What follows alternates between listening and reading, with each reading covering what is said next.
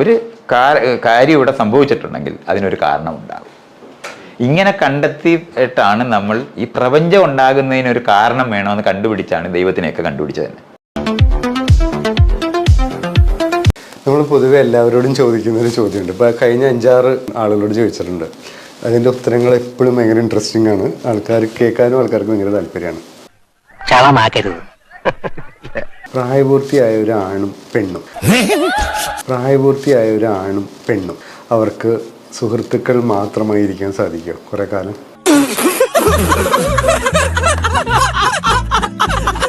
നീ നല്ല ചുട്ട മറുപടി കൊടുത്തോടാ. ചുട്ടു കൊടുക്കും ഞാൻ. സുഹൃത്തുക്കൾ മാത്രമായിരിക്കാന്ന് പറഞ്ഞാൽ എന്താണ്? ലൈംഗിക ബന്ധമില്ലാതെ.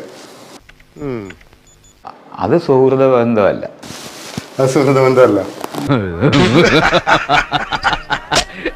അതിങ്ങനെ നമ്മളിങ്ങനെ വെറുതെ ലൈംഗിക ബന്ധമില്ലാതിരിക്കുക എന്ന് പറഞ്ഞാൽ ജീവന്റെ തുടർച്ചയാണ് ലൈംഗികത. എനിക്കതേ അറിയാവൂന്ന് എനിക്ക് നേരത്തെ അറിയാം.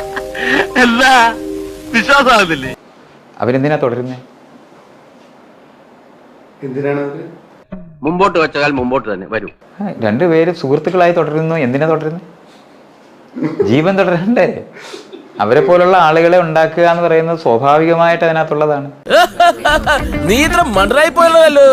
അത് ഞങ്ങൾക്ക് അറിയാം ആരാ മണ്ടനെന്ന്. ഈ ലൈംഗികത വേണ്ടാന്നൊക്കെ തീരുമാനിക്കുന്നത് ഈ നേരത്തെ തട്ട് സമൂഹം നമ്മൾ പറഞ്ഞില്ലേ, അപ്പോഴുണ്ടായതാണത്. ലോകത്ത് ഏതെങ്കിലും ജീവികൾ ലൈംഗികതയിൽ ഏർപ്പെടാത്ത സൗഹൃദം തുടരാമെന്ന് ആലോചിക്കാറുണ്ടോ? പൊട്ടന്മാര്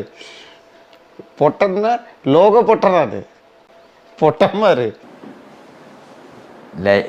സൗഹൃദം എന്ന് ആണും പെണ്ണും എന്ന് പറഞ്ഞാൽ രണ്ട് ഇണ ചേരുന്ന ജീവികളാണെങ്കിൽ അവർ തമ്മിൽ ഇണ ചേരുക തന്നെ ചെയ്യും. ആരോട് ചോദിച്ചിട്ട്? ഇതിനാണോ ഇക്കണ്ട പണിയൊക്കെ എടുത്തത്? വീട്ടില് സമ്മതിച്ചില്ല. അതും കൂടെ എന്റെ കൂടെ വീട്ടിൽ നിന്ന് സമ്മതിച്ചില്ല.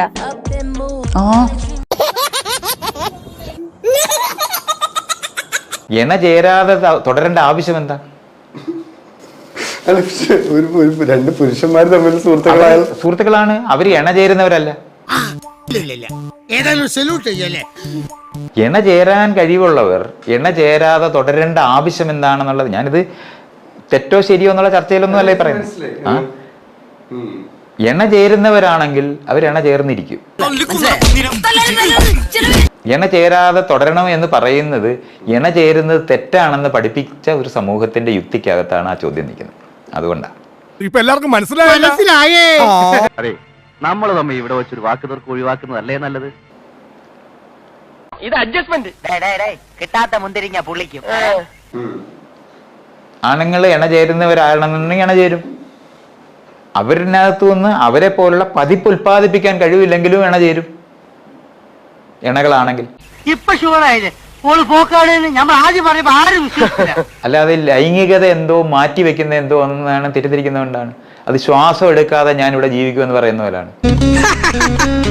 5 മിനിറ്റ് നേരം ഞാൻ ശ്വാസം എടുക്കാതെ ഇവിടെ ഇരുന്നു എന്നൊക്കെ പറഞ്ഞാൽ എന്തോ കാര്യത്തിനാണ് എന്ന് ചോദിക്കണ്ടേ? എന്റെ തൊപ്പി പോയി ഉറപ്പായി. അല്ല പിന്നെ രണ്ടുപേര് ഇണ ചേരാതെ സുഹൃത്തുക്കളായി തുടരാൻ പറ്റുമോ എന്ന് ചോദിക്കുമ്പോൾ എന്തിനാന്നുള്ള ചോദ്യത്തിന് പറയണം എന്തിനാണ്. അവര് തമ്മില് കോമൺ ആയിട്ടുള്ള ഇൻട്രസ്റ്റുകൾ ഉണ്ടാവും. അവരുടെ കോമൺ ആയ ഇൻട്രസ്റ്റ് എന്താണെന്നാ എന്റെ ചോദ്യം. ഞാൻ ചോദിക്കട്ടെ, എന്തോന്ന് ഞാനിവിടെ നിൽക്കുന്ന വല്ല വിഷമം ഉണ്ടോന്ന്? ചിലപ്പോ സാഹിത്യമാണെന്ന് വിചാരിക്കുക. എന്തിനാണ് സാഹിത്യം? എന്നാ ഞാൻ ഒന്ന് യാത്ര ചോദിച്ചിട്ട്. അതൊക്കെ ഇത് എന്തിനാണെന്ന് അറിഞ്ഞുകൂടാത്തവരുടെ ചോദ്യങ്ങളാണ് ഇയാൾ ഇപ്പൊ പറയുന്നതല്ല. മാനം പോകുന്നതിന് മുമ്പ് ബുദ്ധി. വേറെ ഒരു യുക്തിവാദിയോട് ഇവിടെ തന്നെ വന്നൊരു യുക്തിവാദിയാണ് ആള് എന്ന് ആള് പറയുന്നു. ചോദിച്ചിരുന്നു, പ്രണയിക്കുന്നതിൽ യുക്തി ഉണ്ടോ? ഇത്രയും എന്ത് തോന്നുന്നു? ആവശ്യമില്ലാത്ത ചോദ്യങ്ങൾ ചോദിക്കരുത്. നമ്മളെ പോലെ ഒരു ജീവിയാണെങ്കിൽ യുക്തിപൂർവേ ജീവിക്കത്തുള്ളൂ. ആരാണാവോ അത്? ഞാനാണാവോ അത്? നമ്മൾ കാര്യകാരണ സംബന്ധമായി കാര്യങ്ങൾ മനസ്സിലാക്കാൻ തുടങ്ങുന്നതിനാണ് യുക്തി എന്ന് പറയുന്നത്. അപ്പൊ യുക്തിപൂർവമല്ലാത്ത ഒരു ജീവിതം സാധ്യമല്ല. അത് വേണ്ട, അവർക്ക് ഒന്നാമത് നിന്നെ പറ്റി നല്ല അഭിപ്രായമല്ല. യുക്തിപൂർവം അല്ലാതെ ജീവിക്കാൻ പറ്റത്തില്ല. യുക്തി എന്ന് പറഞ്ഞാൽ ഞാൻ ഉദ്ദേശിച്ച യുക്തി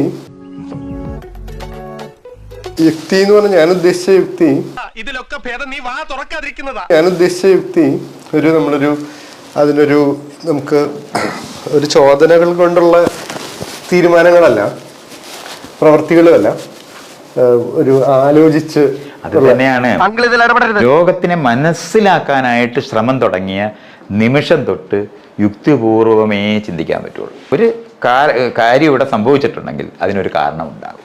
ഈ പ്രപഞ്ചം ഉണ്ടാകുന്നതിനൊരു കാരണം വേണമെന്ന് കണ്ടുപിടിച്ചാണ് ദൈവത്തിനെയൊക്കെ കണ്ടുപിടിച്ചത് തന്നെ.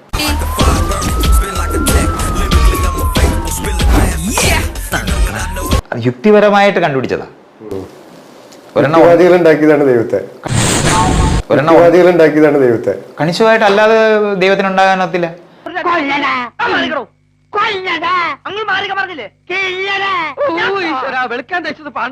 യുക്തിപരമായിട്ട് കണ്ടെത്തുന്നതാണ് ദൈവം. കാരണം ഇത് ഉണ്ടാക്കിയതാണ്, ഇത് ആരുണ്ടാക്കി എന്നുള്ള ചോദ്യം ഉണ്ടായപ്പോഴാണ്. നമ്മൾ ഓരോന്ന് ഉണ്ടാക്കാൻ തുടങ്ങുമ്പോഴാ ആ ചോദ്യം നമുക്ക് വരുള്ളൂ. ചെറുതായിട്ട് ഇപ്പോൾ ഒരു വടിയെടുത്ത് അടിക്കുന്നു, അതൊരു ഉപകരണമാക്കി നമ്മൾ മാറ്റി. പക്ഷേ അത് ആ വടി അവിടെ തന്നെ ഉള്ളതായിരുന്നു, നമ്മളെടുത്ത് അടിച്ചു എന്നുള്ളതേ ഉള്ളൂ. പക്ഷെ ആ വടിയുടെ തുമ്പ് ഒരാള് ചെത്തി കൂർമ്പനെ ഉണ്ടാക്കി കഴിഞ്ഞാൽ അതൊരു വടിയല്ല, ഒരു കുന്തമാണ്.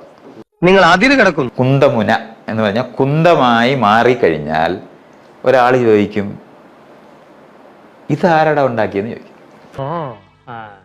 കണ്ടാൽ എങ്ങനെ ഇരിക്കും? അയ്യോ, വെള്ളത്തിന്റെ പുറത്ത് അതൊന്നും ശ്രദ്ധിക്കാൻ കഴിയില്ല. ഇതാരാ ഇത് ഉണ്ടാക്കിയെന്ന് ചോദിക്കും.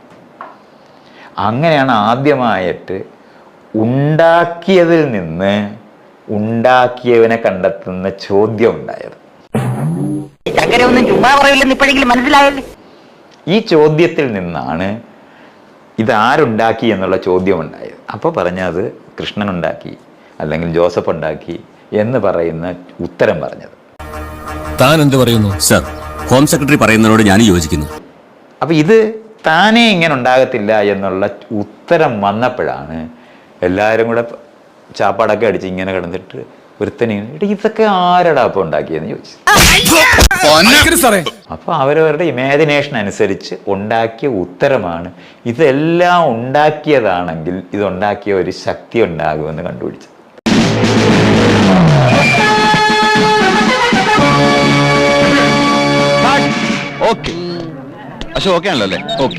യുക്തിപൂർവ്വം കണ്ടുപിടിച്ചതാണ് ദൈവത്തിന്. എന്റെ ആക്ട് നന്നായിരുന്നില്ലേ? ഇതുപോലെ നന്നാവുമെന്ന് എനിക്ക് നേരത്തെ അറിയാമായിരുന്നു, പക്ഷെ ഞാനത് പറഞ്ഞില്ലെന്നേ ഉള്ളൂ. ഞാൻ വിചാരിച്ചത്ര നന്നായിട്ടില്ല. അതെ, ഇവിടെ വിചാരിക്കാൻ വേറെ ആളുണ്ട്.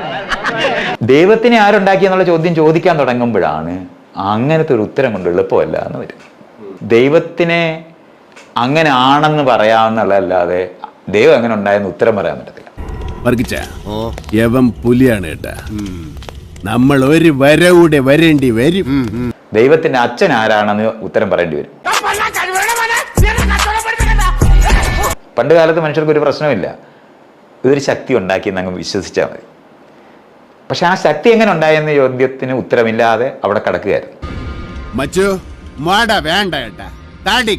യുക്തിപൂർവം എത്തിച്ചേർന്നെങ്കിലും പ്രപഞ്ചം ഉള്ളതാണെന്നുള്ള അറിവില്ലായ്മ കൊണ്ട് ഉണ്ടാക്കിയതാണെന്ന് തെറ്റിദ്ധരിച്ചിട്ടാണ് ദൈവത്തിനെ ഉണ്ടാക്കിയത്. അത്രയേ ഉള്ളൂ. വെറുതെ തമാശക്ക് പറഞ്ഞതാവും.